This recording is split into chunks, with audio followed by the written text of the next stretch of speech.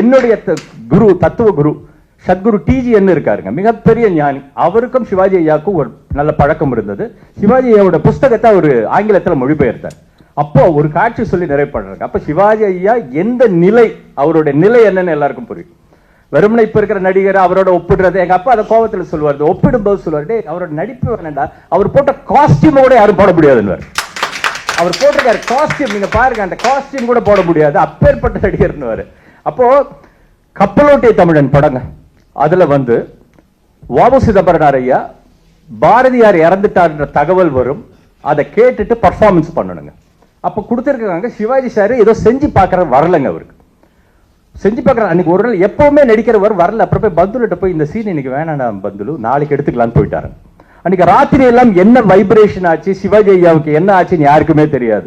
அடுத்த நாள் காலையில போன உடனே அந்த காட்சி எடுக்க சொல்லிட்டார். உதவியாளர் ஒரு லெட்டர் கொடுக்குறாங்க, ஒரு தகவல் சொல்றாங்க, அதை கேட்கிறாரு. கேட்டுட்டு போய்விட்டாயா பாரதி, போய்விட்டாயா, போய்விட்டாயா பாரதி, போய்விட்டாயா, இது புலம்புறாராம். இந்த புலம்பல் இந்த ஒரு ஹஸ்கி வாய்ஸ்ல, அது டயலாக் மாதிரி இருக்கும், டயலாக் இல்லாத மாதிரி இருக்குங்க. செட்டே அப்படியே கண் கலங்கி நின்றுட்டாங்க.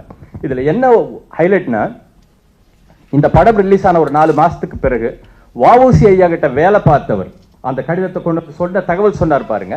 அவரு எங்க டிஜிஎன் ஐயாவை சந்திச்சு எங்க அன்னைக்கு நான் கூட இருந்த இப்படிதான் புலம்புனாருன்னாருங்க, இப்படிதான் புலம்புனார். இதே மாதிரி போய்விட்டாயா பாரதி, போய்விட்டாயா, போய்விட்டாயா, இப்படியே சொல்லிக்கிட்டே இருந்தேன். இது எப்படி நடிகர் திலகத்துக்கு தெரியும், உங்களுக்கு எப்படி தெரியும்? பதில் எனக்கு எதுவுமே தெரியாது.